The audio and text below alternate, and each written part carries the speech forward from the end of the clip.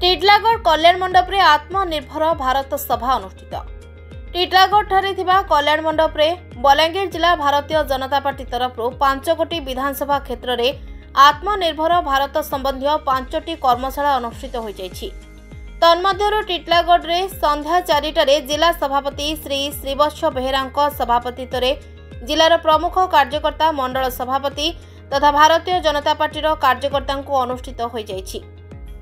देशर यशस्वी प्रधानमंत्री श्रीजुक्त नरेंद्र मोदी देखिथिबा स्वप्न जहाँकि 2047 जाए भारत विश्वगुरु हेबार जो स्वप्न देखिछि ताहाकु पूरण करबाकु हेले निज अंचल रे उत्पादन हेउथिबा वस्तु को ग्रहण करबा, स्वदेशी जिनिस को व्यवहार करबा, समस्ते आत्मनिर्भरशील हेबा किपरि से नै तालीम प्रदान करबा सह शपथ पाठ करथिले। प्रत्येक बूथ स्तर रे एनै कार्य करबाकु कुहा जाइछि बोली जिला सभापति श्रीवत्स बेहेरा सूचना दैछन्ति।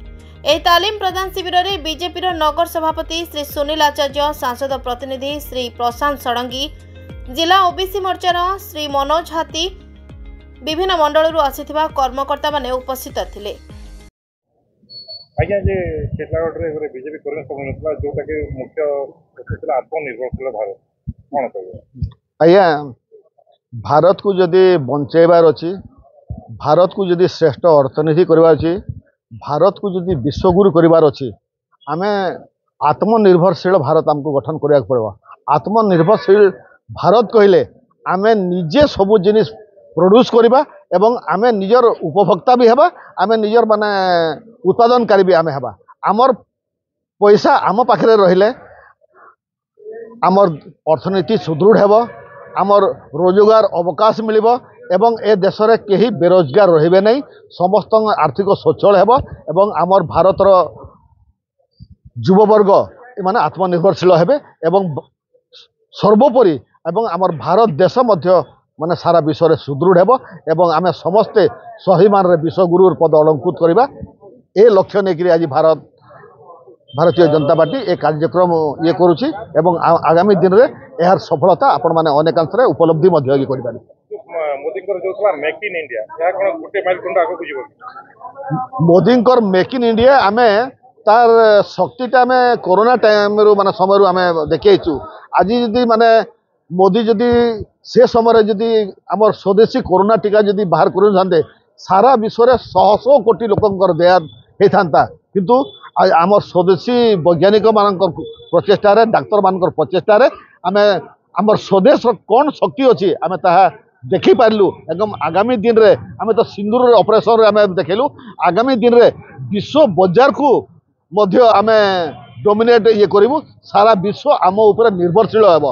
आमे केवल आत्मनिर्भरशील नेचे सारा विश्व मध्य आम ऊपर निर्भरशील हेबो। ए लक्ष्य नै कि आमे चालुछु। आज्ञा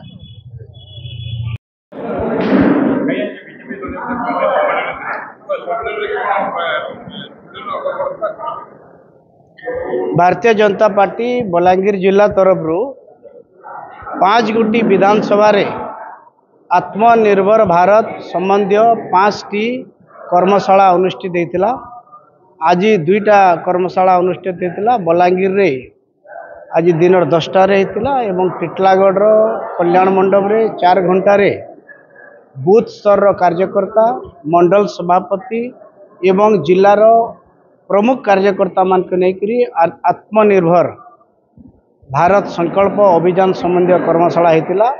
प्रथम रे आत्मनिर्भर संबंधी एक संकल्प पत्र को सामूहिक भाव में आमे शपथ पाठ कलु एवं शपथ पाठ रे उल्लेख थिबा विषय समस्ते सेटा को सुनले एवं शपथ पाठ रे भाग नेले एवं तार उद्देश्य है कि देशर यशस्वी प्रधानमंत्री नरेंद्र मोदी देथिबा डाकरा एक आसंता 2047 मसीहा भारत विश्वगुरु हेबार जो स्वप्न देखिछि, विकसित राष्ट्र हेबार जो स्वप्न देखिछि ताहाकु सफल करबा को हेले समस्ते आत्मनिर्भर हेबार आवश्यक अछि। निजर अंचल रे उत्पादन होतबा वस्तु को व्यवहार करिबा, स्वदेशी जिनिस को व्यवहार करिबा सहित ए अंचल रो जहाँ भी उल्लेखित रहितिबा विषय वस्तु लोप पाई जाइतिबा विषय वस्तु को लोकलोचन को आनिबा आत्मनिर्भर भारत रो मुख्य उद्देश्य।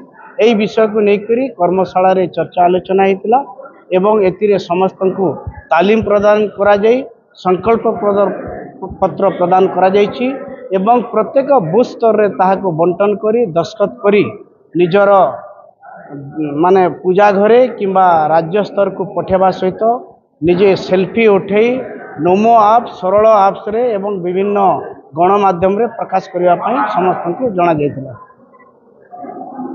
टिटलागढ़ ओडिशा ब्यूरो मुख्य संतोष कुमार पटनायक रिपोर्ट श्रीक्षेत्र लाइव।